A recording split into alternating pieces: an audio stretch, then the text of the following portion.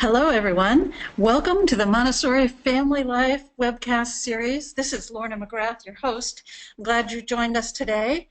We are doing a very timely session today, since in much of the world this is the beginning of school for the 2016-17 school year. And so we are going to be talking about separation anxiety, who has it, what's going on with it, and how can we work through it. Now, if this is your first time joining us, you can listen, and this will be recorded. You can also ask questions or comments. There is a section on the right-hand side of your screen on the menu where it says questions. You click on the arrow and you can type in any questions or comments that you might have, and we do love having those from you. For those of you that join us regularly, we're glad you're back and would love to have your comments and questions as well. Remember that this will be posted on the Montessori Foundation website in the Montessori Family Alliance section. That usually takes us about a week to get that posted so that you can listen to it again or invite friends to listen any way that this will be of value to you. There's one more section that I'd like to tell you about before we get started, and that is, again, in your main menu on the right-hand side of your screen, there is a section called Handouts. Click on the arrow, and you're going to see that we have two handouts today. One is called Separation Anxiety Letter, and the other is Separation Anxiety. The PDF Separation Anxiety is the slideshow, so you can refer to that later on, or you can refer to it while we're chatting today. So let's go ahead and get started. I'm excited about this topic, and I'm happy that we are able to take a look at it. So here we go. Separation anxiety. Yikes, we've got it. So many people, children and parents, experience this feeling that we have sometimes when we are first separating from each other, and it might be a very, very young child, an infant even, or it might be an older child that's 3 or 4 or 20 years old. So let's take a look at what that's all about. I thought maybe it would be a good idea for us to try to define what separation anxiety is. It's interesting, when I went onto the internet and was looking up how do we define separation anxiety, there were a lot of sites that have to do with dogs and dogs' separation anxiety and how to deal with dogs. And I saw not very many about children and families. So I thought, this is really odd. I did not take the time, I have to be honest, I did not take the time to look up what they said about dog anxiety, separation anxiety, and how to take care of that. But maybe in my spare time I will. Since I don't have a dog right now, I don't feel the need, a great urgent need to do that. So how do we define separation anxiety when we're talking about children and families? Separation anxiety is that uncertain, frightened feeling that children and or parents experience in times of change, like first days of school. So, of course, since we are talking a lot about school, and we have people from schools, we thought we would talk about those first days and how this affects the child, how it affects the parent, and what can we do about it. One question that I get asked a lot is, do all children and parents experience separation anxiety? To tell you the truth, not all do, but many do. So, you know, it is something that we need to think about and consider in case or if we're in the middle of it. I had a parent come into my office just this morning. She had tears coming down her cheeks. It was her 1.5-year-old daughter's first day in the toddler classroom. And this is one of our teachers, actually. And she just, you know, her daughter was having a little bit of a hard time, and she wanted some reassurance that things would be okay. So I did go in and check later on, and she was absolutely fine and doing well. What are the causes of separation anxiety? Well, there's probably 100 causes or 100 reasons why a child might have separation anxiety or a parent might have separation anxiety. So here are just a few of them that I thought I would, look at today. One, a fear of the unknown. And that's probably true for both the parent and the child. If this is the child's first time going away from the parent or going to a new situation, then they don't know what it's going to be like. And even though you maybe talked to them the night before about what school's going to be like, it may just be that, it's hard to go into a new situation and not knowing exactly what's expected and how things work. And so fear of the unknown. And I think that's true of parents as well. If your child's never been to a Montessori school before, this is a whole new situation for you as well as for your child. And so, how do you fit in? What's expected of parents at this school? And how do I function in a community of people who have their children at Montessori schools? So one of the reasons that people experience separation anxiety is fear of the unknown. Sometimes we have a family, a child, and parents who have had a bad experience in another setting. And so that separation anxiety can happen again or for the first time because of the experience that the child or the family has had in another care situation for their child. Sometimes it's caused because the parent or the child is, probably mostly the parent, is unsure of the choice of the school or the teacher. And if parents are unsure and a little fearful, young children are always going to pick up on the feelings. You can smile and say, I know you're going to have a great day, but if you're feeling trepidation, your child's going to pick up on that trepidation and so then be anxious themselves. And then lastly, this might be the first time that you've separated from your child. Maybe you haven't had babysitters, maybe you haven't taken your child, let's say, to Sunday school or synagogue school or any other kind of religious-related type of situation.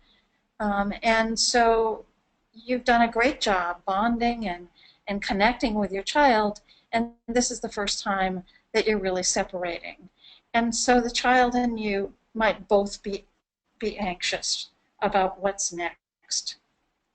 So what can we do?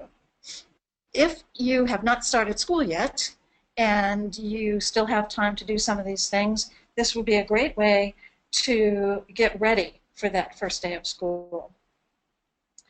Lots of schools allow parents to visit the school playground and have their child on the school playground as long as they're supervised by you.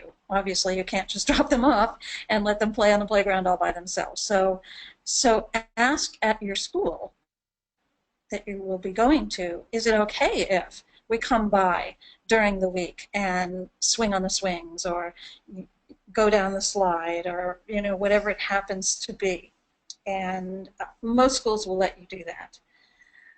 Most schools will also allow you to visit the classroom. In fact, in many schools, that's part of the admissions process, is that the child and the parents, depending on the age of the child, at the toddler and younger level, usually it's a visit with the parent in the classroom for not a very long period of time. It's usually after school hours. The teacher is usually there so that the classroom and meet the teacher. If it's a really young child, remember the memory is not going to stay for a long time. So you want to do this close to the beginning of the school year so that the child will remember and feel connected. Meeting the teacher is another good thing to do, and at different levels that's done in different ways. Some schools, especially for the very young children, for the toddlers and the primary, they set up a home visit. And the home visit is so that the child can meet their teacher in their own space and feel comfortable there and bond a little bit with that teacher. let the teacher meet their dog or go out in their backyard and see where they play, or show the teacher their room, their bedroom.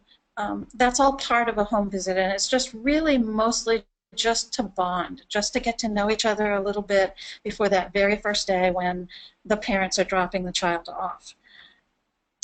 Another thing that you can do before school starts, or in the first few weeks of school actually, set up a play date with another child in the class. Some schools will tell you the name and contact information of another child or a few other children in the class so that you could set up a play date so your child can meet another child. And usually that's for children that are primary age and older. It also works for elementary children.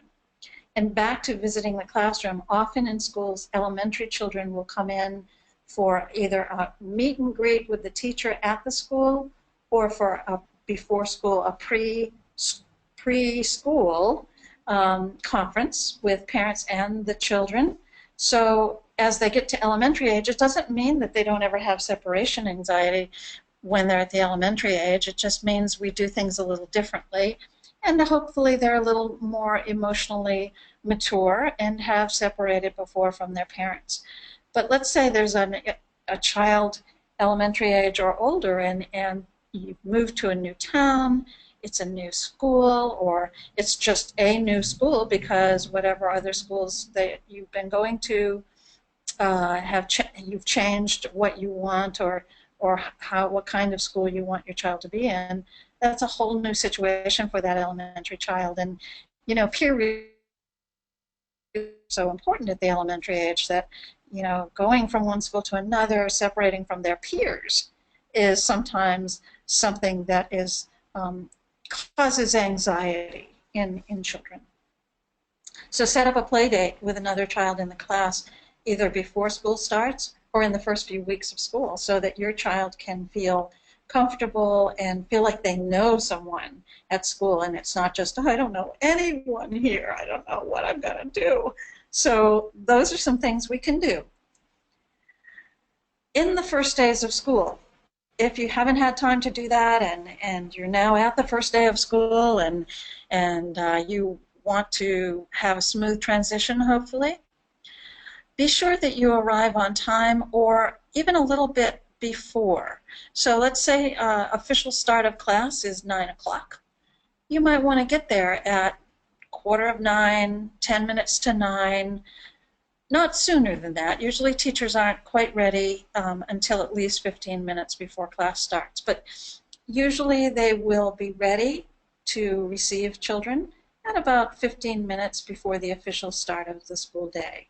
And the reason you want to get there on time or a little bit before is because that gives you some time to help put their lunch away, or find out where they should put their shoes or their clothing or whatever they have, without the entire class being there. So there's a smaller group, the teacher can give your child a little more one-on-one, and it just kind of smooths things a little bit.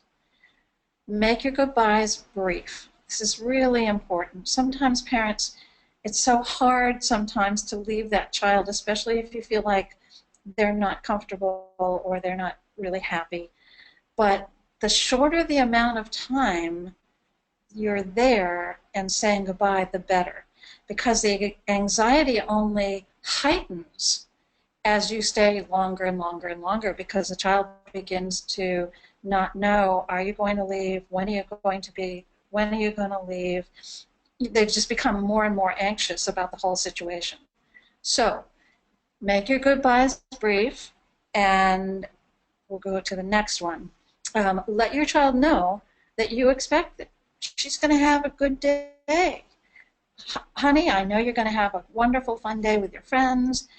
Let them know that you're going to be back. I'll be back just before lunchtime, or I'll be back right after nap time. I go to work now, and I'll come back and get you, blah. So if you know sort of a landmark time, like just before lunch, just after lunch, just after rest time, then the child can say to themselves, and not even maybe in a conscious way, but just sort of internalize the routine of the day. And that I know that my mom or my dad is coming back to get me when I wake up from my nap. And they'll be here shortly after that. It gives them something more concrete to hang on than I'll be back later on. For young children, later on could be forever. Whereas right after, I'll be back right after rest time. So that's a much more concrete thing. Parents ask me, how long does separation anxiety last? I mean, does it last a week? Does it last a month? Could it last a year? Oh my gosh. No, no, no. Sometimes it'll last a day or two, and then the child's perfectly fine. So let's say it's a 5-day week. First day, separation anxiety. Second day, some more separation anxiety. But day 3, 4, and 5, the child seems very happy and into the routine. And then guess what? You go home for the weekend, and the next Monday, it's separation anxiety all over again. And especially for very young children, this is a natural, normal thing that can happen, because they think, oh, okay, I'm home for 2 days. Oh, maybe I'm not going to go back there again. Maybe I'll be with mom again. And so again, a lot of this is not consciously thinking these things, but it's an unconscious thing. So if they seem to have settled in, and then you have a weekend and, oh no, separation anxiety is back again, it will go away. And usually it'll go away more quickly each time until you have no separation anxiety. But sometimes it does last for more than a day or two. And it does last for more than they get settled, and then they have the weekend, and then they are upset again, and that happens a couple of times. Sometimes it does last for quite a while. And that's kind of rare, because usually children are really excited about their friends, about the activities in the classroom, about the wonderful teachers that they have. And so once they realize this is my routine and this is what I do, most of the time it goes away. But we do have the occasional child who really struggles with separation and with this being a part of their routine. So in the next slides, I think we're going to talk about what can we do for the child. Does it always happen on the first day? Oh, it won't be in this slide. It will be in another slide. Does it always happen on the first day? Sometimes your child will be perfectly fine for the first few days of school, and you'll think, oh, this is a breeze. Nothing's going on here. My child is happy, smiling, ready to go in the door, hardly notices when I walk away, and you kind of even may have your feelings a little bit hurt, like, whoa, how come they don't miss me? And then guess what? Day 3 comes along, and your child goes to themselves, unconsciously, of course. Oh, I guess I'm going to do this every day. I liked it the first couple of days, but now it's the 3rd day, and I don't know. Maybe I don't want to go to school today. Maybe I want to stay home. Maybe I can see if maybe if I cry, I won't have to go today. So sometimes you get this little surprise because you think that everything is wonderful and you're not going to have to deal with separation anxiety, and then there it is. Sometimes they have a couple of hard days, and they're all done with it. And it doesn't always happen on the first day of school. In fact, I've seen children have separation anxiety. It bubbles up 2 weeks after school starts. So it doesn't always happen on the first day. Most of the time it does. Don't be surprised, though, if it doesn't happen and you're not expecting it, and all of a sudden there you are with a child who's a little anxious about going to school every single day. So here are some tips, hopefully, to help out with making that transition. First of all, one thing you can do, and this is great for primary children or elementary children, is you can put a note in your child's lunchbox, or you can cut out a little heart, like if you have a cookie cutter and your child eats peanut butter, let's say peanut butter and jelly sandwiches or some other kind of sandwich, you can use the cookie cutter to make a cute shape for their sandwich. And I've seen parents who use a heart-shaped cookie cutter. So the sandwich, you know, they open up their lunchbox and they open up their little container that their sandwich is in, and guess what? There it is, a heart from mom or dad. And it reminds them that they're loved. Notes: I'm missing you today, and I'll be so happy when I pick you up. Or, wasn't it fun to do such and such in the car this morning? Or whatever the note happens to be. But children love to have those little notes, and you can do it with primary children as well. And usually the teachers are happy to read the note to the child.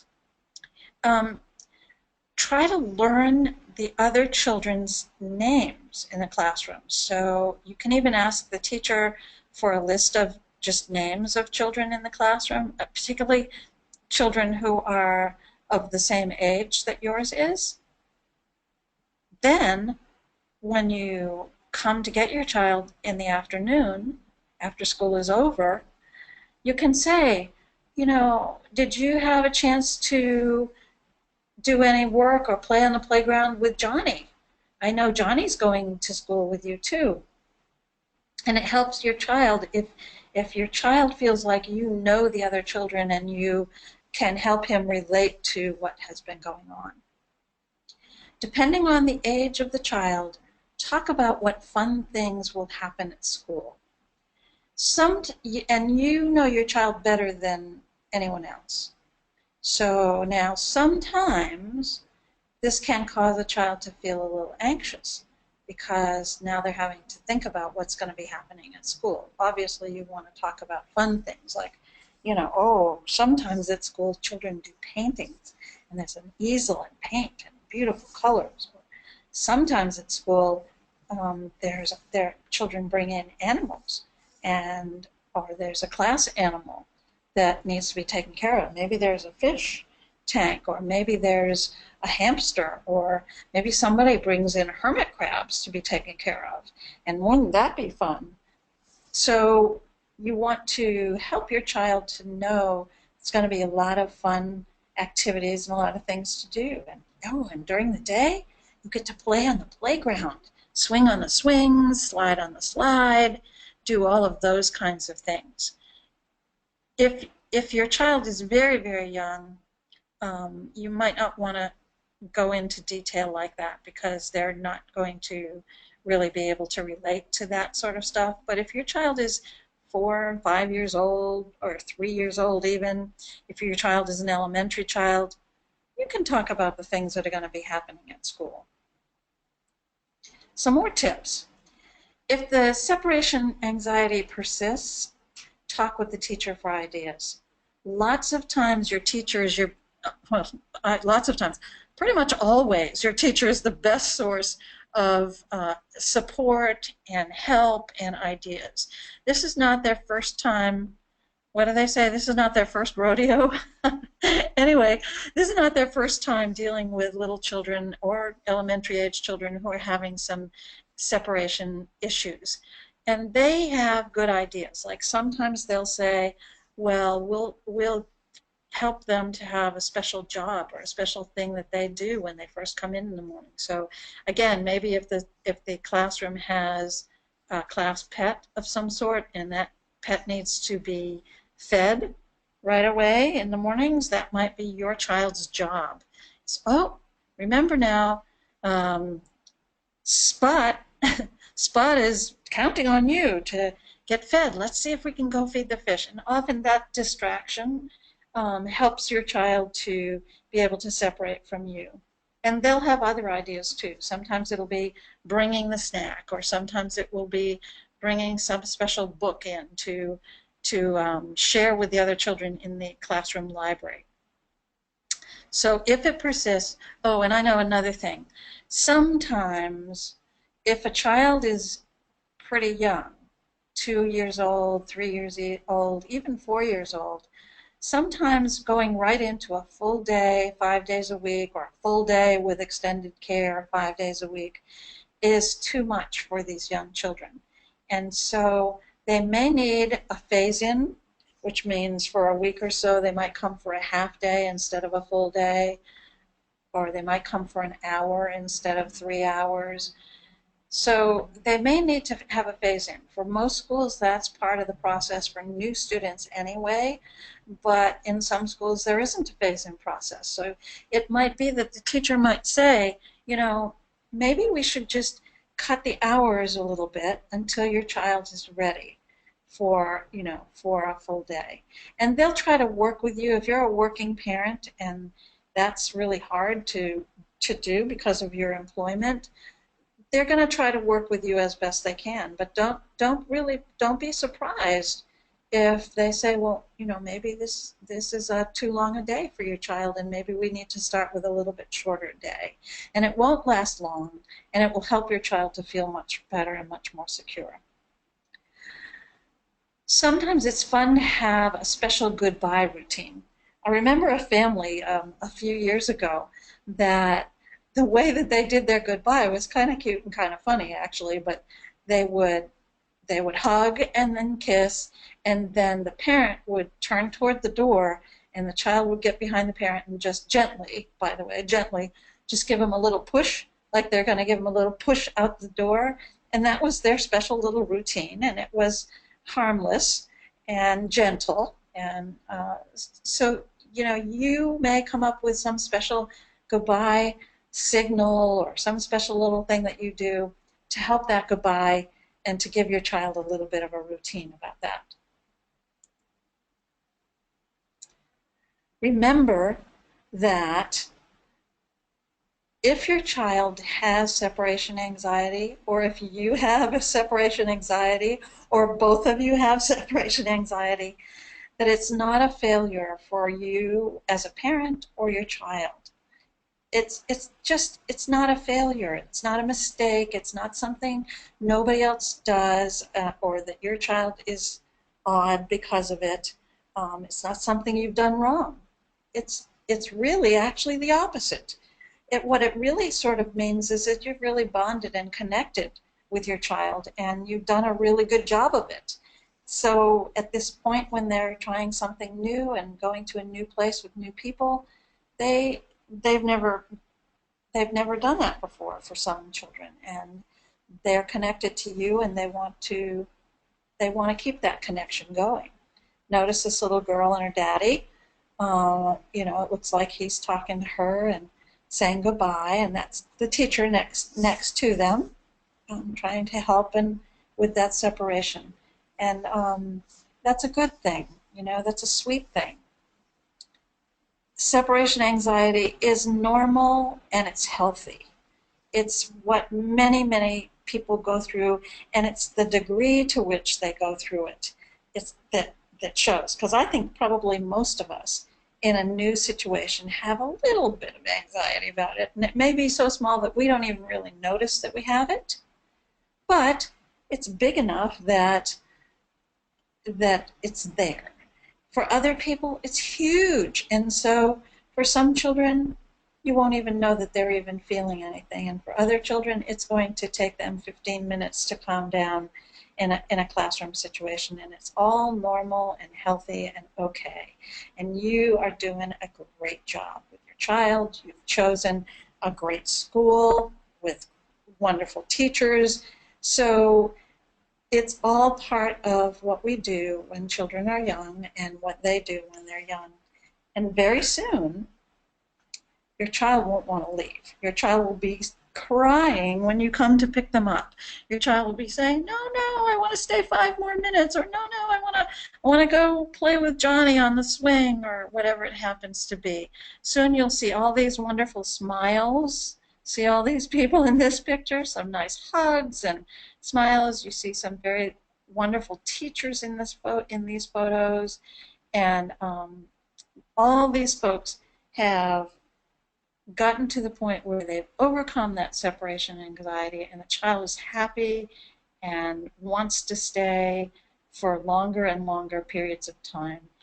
And you will have a wonderful experience at the school as well. Remember, your support person is the teacher in the classroom, usually, and there may be other people in the school who can help you as well. I'm thinking, especially with the really young ones. We have a couple of pictures of toddlers here and infants and toddlers. And, it's nice to sort of connect with another mom or another dad or even a grandma or a grandpa who are dropping off, because you can help each other out in terms of how you're feeling emotionally and how everybody's doing. You can all support each other and be a family. So I think that it will be an enjoyable experience for you if you've started school already. Hopefully, if you've had any separation anxiety, it's gone. If not, that some of these tips will be helping you out, and you can maybe use some of them to work through it. And I promise that there will be a time really, really soon when they're not going to want to go home. So thanks for joining us today. I'll be back again next week with another topic for you. Oh, wait a minute. Before I go, I wanted to read this separation anxiety letter to you.